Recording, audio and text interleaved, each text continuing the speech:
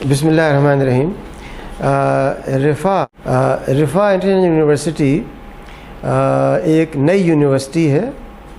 اسے 2002 میں federal charter ملا، لیکن اس سے پہلے 1996 میں 96 میں ہم نے اپنا پہلا پروجیکٹ لانچ کیا جو اسلامک انٹرنیشنل میڈیکل کالج تھا۔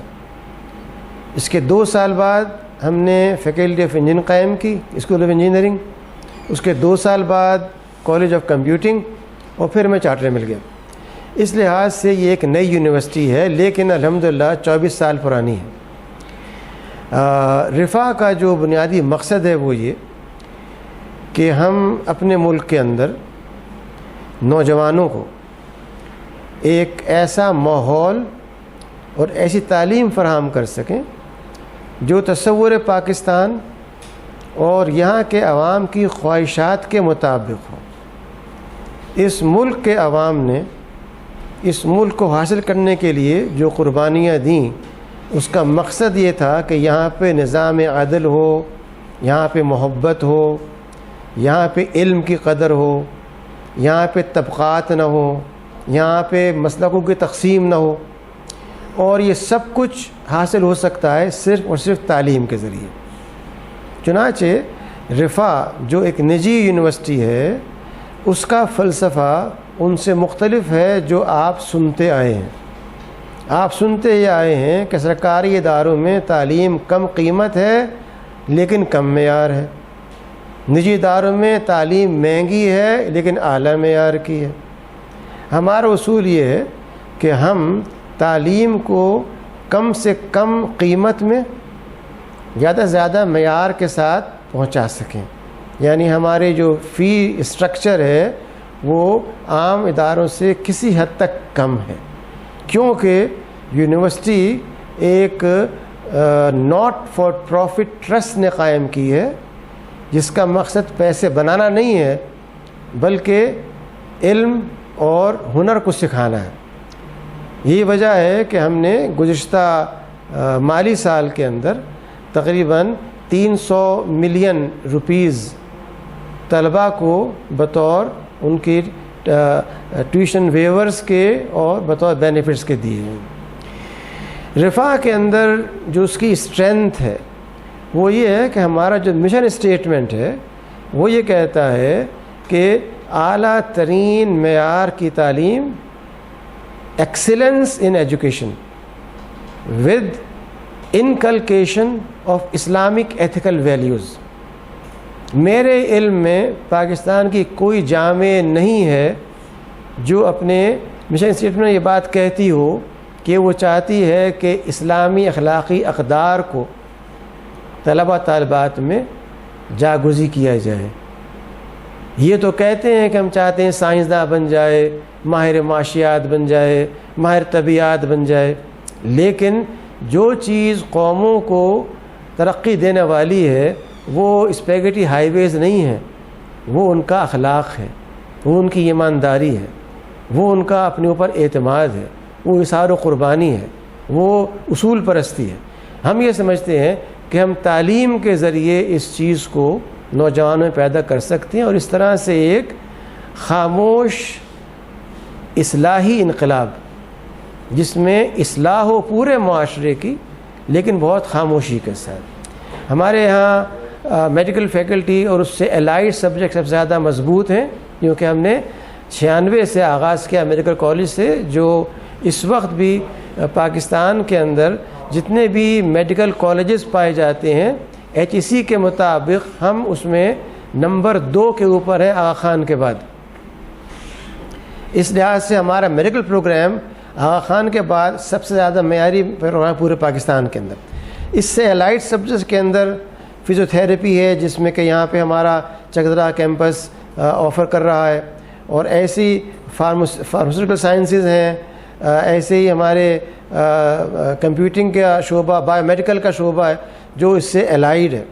اس کے علاوہ مینجمنٹ سائنس، میڈیا سائنسز اور ویٹرنری سائنسز، یہ ہمارے تمام فیکلٹیز ہیں۔ ہم 7 فیکلٹیز ہیں، اور ان میں سے ہر ایک کے اندر انڈر گریجویٹ، گریجویٹ اور پی ایچ ڈی پروگرامز ہمارے ہاں رائج ہیں.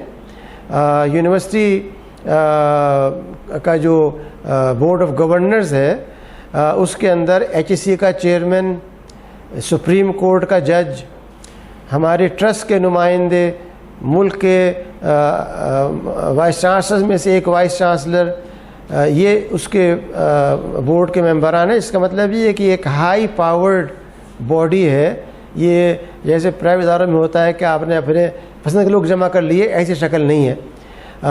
ہمارے جو معیارات ہیں اس کے اندر کوالٹی ایشورنس سیل جو یونیورسٹی کا ہے وہ گزشتہ 7 سال سے 98.9 اور 99.8 رینک حاصل کرتا رہا ہے HEC سے. ہمارا جو کوالٹی انہینسمنٹ سیل ہے جو پوری یونیورسٹی کی کوالٹی کو کنٹرول کرتا ہے اس کی رینکنگ HEC کے نگاہ میں 99.8 ہے.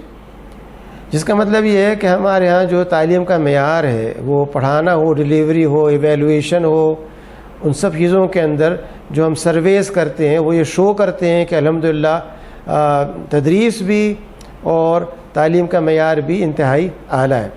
آخری گزارش یہ کہ ہم یہ سمجھتے ہیں کہ اس ملک کے اندر جب تک ہماری بچیوں کو ہماری تہذیب کے مطابق تعلیم نہیں ملے گی، ہمارا معاشرہ کامیاب نہیں ہو سکتا. ہماری تہذیب عریانیت کی نہیں ہے، ہماری تہذیب شادی سے پہلے دوستیوں کی نہیں ہے، ہماری تہذیب غازہ ملنے کی نہیں ہے. اگر ہماری یونیورسٹیاں یہ سکھاتی ہیں تو تہذیب کے خلاف یہ کام کرتی ہیں. ہم یہ چاہتے ہیں کہ ہمارے ہاں ہماری بچیوں کو ہر وہ سہولت حاصل ہو جو ایک اعلیٰ تعلیمی ادارے کی ہونی چاہیے، اور ہمارا ویژن یہ ہے کہ الٹیمیٹلی جامعے کے 2 بالکل متوازی حصے ہوں. ایک میں مکمل طور پہ طالبات جن کی معلمات ہوں، اور ایک وہ جس میں طلباء ان کے معلمین ہوں. جب ہم نے آغاز کیا میڈیکل کالج کا یہ کرنا ناممکن تھا، آج بھی آسان نہیں ہے. اگر مجھ سے کہا جائے کہ میں میڈیکل کے 28 شعبوں کے لیے 28 پروفیسر لاؤں جو سب کے سب خواتین ہوں، میں نہیں لا سکتا. لیکن جو ہم نے نسل پیدا کی ہے اس نسل میں سے اب انشاءاللہ ہمیں وہ لوگ ملیں گے جنہوں نے ہم سے پڑھ کر کے تعلیم حاصل کی ہے، پروفیشنز میں گئے ہیں، مقام پیدا کیا ہے، اور اب وہ ہمارے ہاں آنے کو تیار ہیں بطور معلمین و معلمات کے. اس لیے اب ہمارے پاس وہ HR موجود ہے جس کی بنا پہ ہم یہ تقسیم کر سکیں. چنانچہ ہم نے فیصلہ کیا ہے کہ ہمارا جو نیا کیمپس بن رہا ہے گلبرگ گرین میں اسلام آباد میں وہ صرف خواتین کا ہوگا. میں نے جو کچھ سیکھا ہے تقریباً 45 سال کے تعلیمی تجربے کے اندر، میں نے امریکہ میں پڑھایا ہے، چین میں پڑھایا ہے، ملیشیا میں پڑھایا ہے، اور نہ صرف پڑھایا ہے بلکہ وہاں پر ذمہ داریاں ادا کی ہیں ایز ڈین، ایز سینئر پروفیسر. میں یہ سمجھتا ہوں کہ جب تک ہم اپنی بچیوں کو تحفظ، اعلیٰ تعلیم اور اپنی اقدار نہیں دیں گے، ہمارے خاندان تباہ ہوں گے، ملک تباہ ہوگا، ترقی نہیں ہوگی. جب آپ اپنی بچیوں کو اعلیٰ تعلیم دیں گے، اعلیٰ ان کو اکوپمنٹ دیں گے، ان کو اخلاق دیں گے، ان کو دین سے آگاہ کریں گے، آپ کے ملک میں ترقی ہوگی. ہو سکتا ہے اس کام میں 100 سال لگ جائیں، آئی ڈونٹ مائنڈ، لیکن مجھے یقین ہے کہ جو ہم نے آغاز کیا ہے ایک چراغ سے، اس سے اور چراغ جلیں گے، کیونکہ حق تعداد کا محتاج نہیں ہے، تعداد سے کوئی فرق نہیں پڑتا. حق کم ہو جب بھی وہ غالب آتا ہے.